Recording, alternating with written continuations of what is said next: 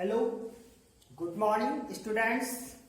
आज हम क्लास 10 में साइंस के पार्ट बायोलॉजी में इंपॉर्टेंट टॉपिक पढ़ते हैं। आपकी परीक्षा में पूछा जाता है लसिका परिवहन के कार्य। हम सीरियल से ही पढ़ते हैं। इसके पहले रुधिर और लसिका में डिफरेंट पढ़ा था। उसी के आगे लसिका परिवहन के कार्य पढ़ते हैं। जैसे कि लसिका परिवहन से समझ में आ रहा है कि लाने और ले जाने वाला। परिवहन से तात्पर्य होता है कि वस्तुओं या पदार्थों को एक स्थान से दूसरे स्थान पर पहुंचाना। तो इसी प्रकार हमारा जो लसिका है ये भी वस्तुओं को एक स्थान से दूसरे स्थान तक पहुंचाता है या ले जाता है। जिसमें से पहला देखते हैं कार्य क्या है। कार्य इसके बहुत सारे हैं, हम इंपॉर्टेंस यहां पर लिए हैं। कोशिकाओं को पोषक तत्वों, गैसों, हार्मोन्स, एंजाइम का आदान प्रदान करना, यानी हार्मोन एंजाइम का आदान प्रदान करना। यानी जो हमारा शारीरिक ढांचा है वो कई सारी कोशिकाओं से मिलकर बना होता है और उन कोशिकाओं को बनने के लिए या निर्मित होने के लिए अनेक प्रकार के पोषक तत्व की जरूरत होती है।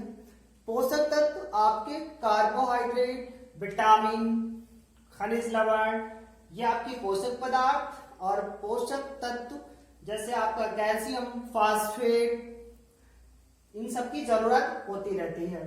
तो जो लसिका परिवहन है हमारा, यानी जो परिवहन यानी ट्रांसपोर्ट, लाने और ले जाने का काम करने वाला लसिका अंग है, ये कोशिकाओं को पोषक तत्व और गैसें, हार्मोन्स, एंजाइम्स का आदान प्रदान करता है।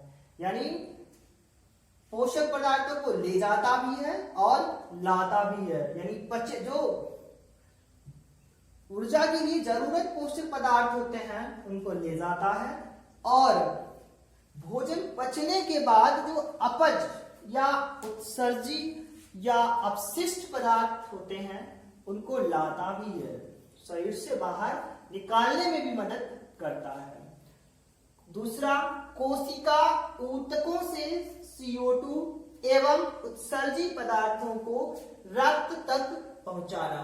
यानी हमारा जो शरीर है वो श्वसन क्रिया द्वारा ऑक्सीजन को ग्रहण करता है और कार्बन डाइऑक्साइड को बाहर निकालता है, इतना हम पहले से जानते हैं।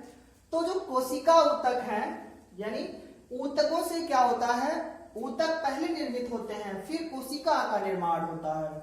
और कोशिका से सबसे पहले आपका कोशिका का निर्माण होता है, कोशिका के बाद आपके ऊतक बनते हैं, और ऊतक से अंगतंत्रों से पूरा ढांचा बनता है, निर्मित होता है। तो जो कोशिका के ऊतक होते हैं जिनसे कोशिका निर्मित होती है, उनसे लसिका परिवहन कार्बन डाइऑक्साइड और उत्सर्जी पदार्थ, यानी जो वेस्ट मटेरियल है, अपशिष्ट पदार्थ हैं, उनको रक्त तक पहुंचाता है, यानी रुधिर तक लाता है।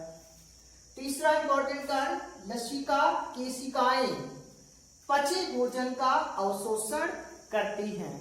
केशिकाएं नलियां होती हैं, यानी पतली पतली नलियां होती हैं जो भोजन को एक स्थान से दूसरे स्थान तक या शरीर के विभिन्न अंगों तक पहुंचाती हैं।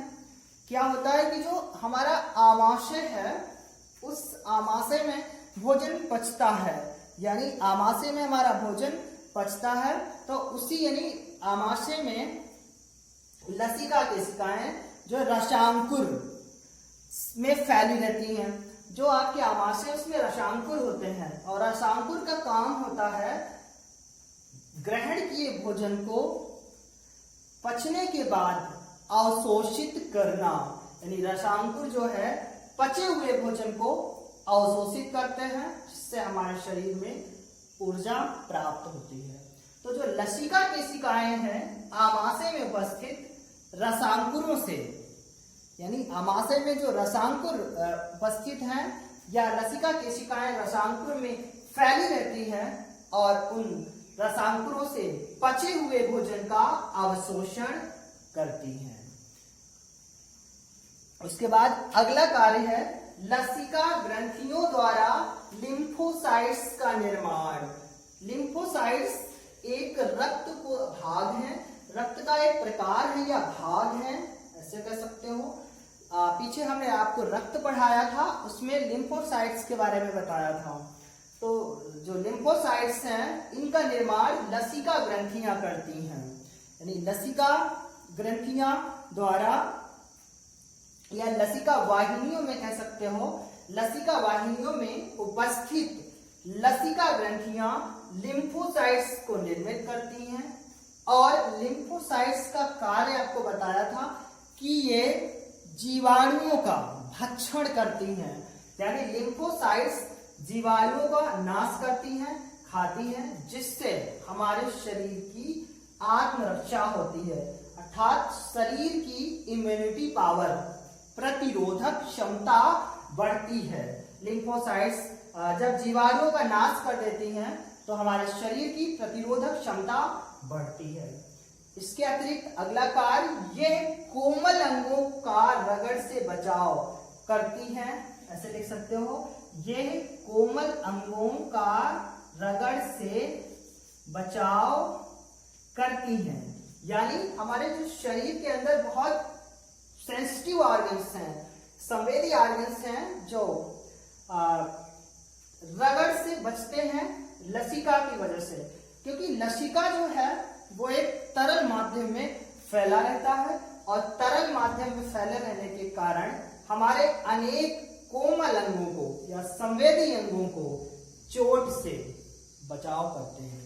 इसके अतिरिक्त और भी महत्वपूर्ण कार्य हैं कि जो लसिका है ये हमारे शरीर के यानी शरीर में जो कोशिकाएं हैं, लसिका शरीर की कोशिकाओं की चारों ओर, ये कोशिकाएं हैं, कोशिकाओं की चारों ओर फैला रहता है और कोशिकाओं की चारों ओर फैले रहने के कारण ये जलीय वातावरण निर्मित करता है, क्योंकि लसिका एक द्रव होता है और ये जलीय वातावरण निर्मित करता है, जिसके कारण हमारे शरीर का जो परासरण संतुलन है या संतुलन कह सकते हो बना रहता है। इस प्रकार लसिका परिवहन के कार्य समाप्त।